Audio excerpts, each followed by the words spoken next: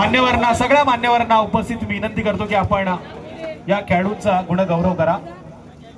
युवा सेनेच्या वतीने आयोजित भव्य दिव्य अशी आमदार चषकाची ही स्पर्धा आपण पाहिली। आदरणीय मंगेशप्पा काळुके यांच्या स्मरणार्थ ही स्पर्धा आता इथून पुढे चांगला प्रवास करत राहील अशी आपण अपेक्षा करूया।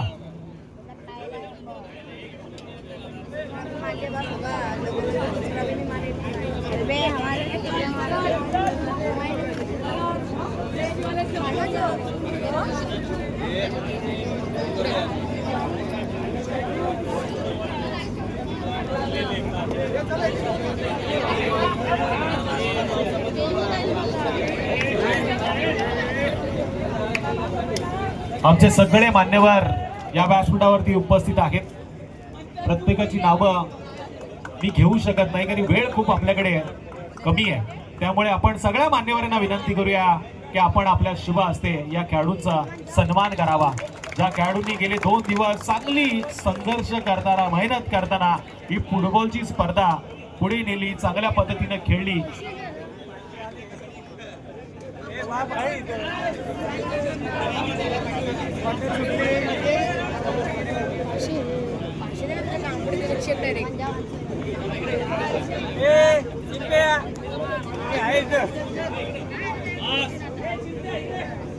तर 1000 रुपयाचं रोख पारितोषिक देखील आमच्या मान्यवरांच्या माध्यमातून देण्यात आलेलं आहे। हा तो खेळाडू ठरलाय। आदरणीय सचिन दादा भोईर साहेबांकडून हे पारितोषिक आपण देणार आहोत।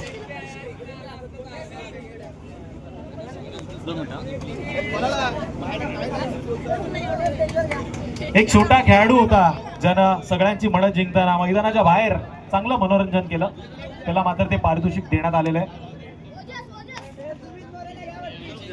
ओजसला दिलंय का? हा, मग 500 माझे आहेत। ओजस हसतोय बघा। ओजसची आणि माझी मैत्री खूप जुनी आहे, पार्टनर आहेत आम्ही दोघं। ओजसचं देखील कौतुक करावं लागेल कारण की एवढ्या छोट्या वयामध्ये तो नेहमी या मैदानावरती मॅच कुठल्याही असो त्याची उपस्थिती आम्हाला लाभते, त्याचबरोबर बाळूची देखील उपस्थिती लाभत असते आणि प्रत्येक आयोजकांना ते मदत नेहमी करत असतात।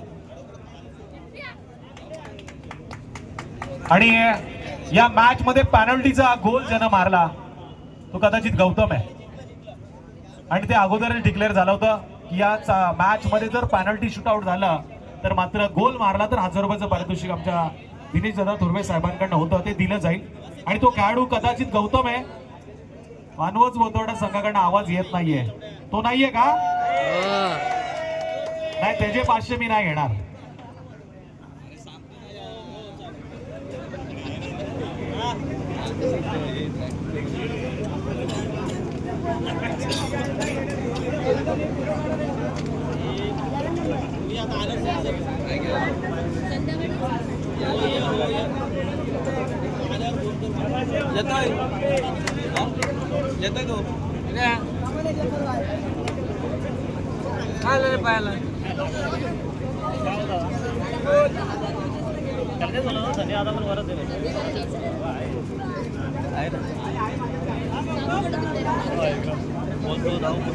युवा सेना खोपोली शहर आयोजित आमदार ट्रॉफीचा भव्य दिव्य हा सोहळा आपण पाहिला।